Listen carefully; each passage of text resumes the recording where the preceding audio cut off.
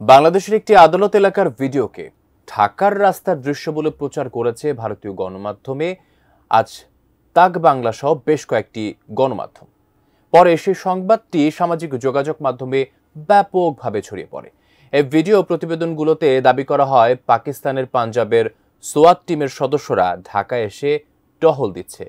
সত্য ঘটনা কি বলছে ফ্যাক্ট চেকিং প্রতিষ্ঠান রিউমার স্ক্যানার, জানাচ্ছেন মোহাম্মদ সোহাগ বিশ্বাস। বাংলাদেশের বিতর্কিত আইনজীবী নিঝুম মজুমদার একটি ভিডিওতে দাবি করেন ঢাকার রাস্তাতে সোয়াতের ছদ্মবেশে পাকিস্তানি সৈন্যরা এসে বাংলাদেশের রাস্তায় নেমে মহড়া দিচ্ছেন।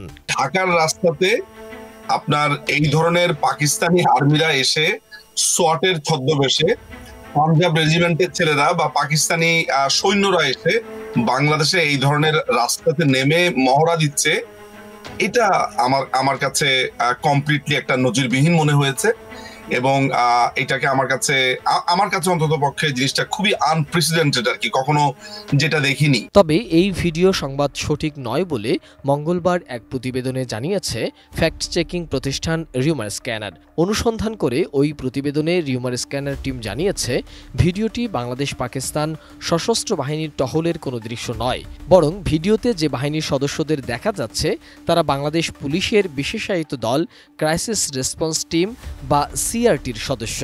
এই সদস্যরা গত 12 ডিসেম্বর রাজশাহী 3 আসনের সাবেক সংসদ সদস্য ও আওয়ামী লীগ নেতা আসাদুজ্জামান আসাদকে রাজশাহী মেট্রোপলিটন ম্যাজিস্ট্রেট আদালত 1-এ নেয়ার সময় নিরাপত্তা প্রদানের কাজে নিয়োজিত ছিলেন।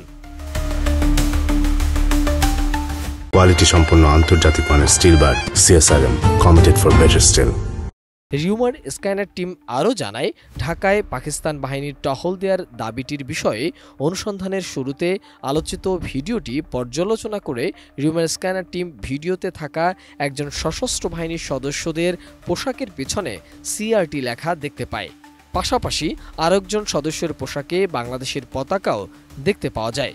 এসবের সূত্রে ন্যাশনাল ডায়ালগ বাংলা নামের একটি ইউটিউব চ্যানেলে গত 25 ডিসেম্বর এই সেই বাংলাদেশ ক্রাইসিস রেসপন্স টিম শীর্ষক শিরোনামে প্রচারিত একটি শর্টস ভিডিও খুঁজে পাওয়া যায়।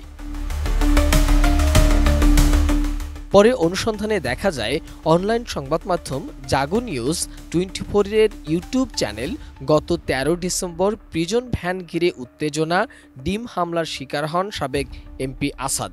মূলত সেই ঘটনার ভিডিও নিয়ে এডিট করে অপপ্রচার চালায় ভারতীয় সংবাদ মাধ্যমগুলো। প্রতিবেদনটি পর্যালোচনা করলে দেখা যায় এ সময় তাকে নিরাপত্তা প্রদানকারী বাহিনীর পোশাকের সঙ্গে আলোচিত ভিডিওর বাহিনীর পোশাকের হুবহু মিল রয়েছে।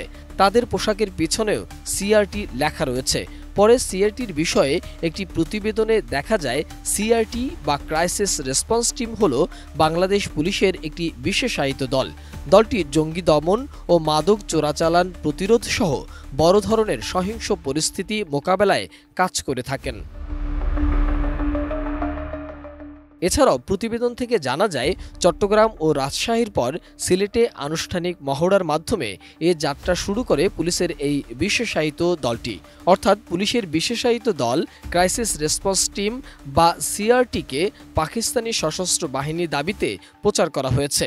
সুতরাং বাংলাদেশে পাকিস্তানের বাহিনী টহল দিচ্ছে দাবিতে ইন্টারনেটে প্রচারিত তথ্যটি সম্পূর্ণ মিথ্যা বলে দাবি করছে রিউমার স্ক্যানার। মোহাম্মদ সোহাগ বিশ্বাস, এটিএন নিউজ, ঢাকা।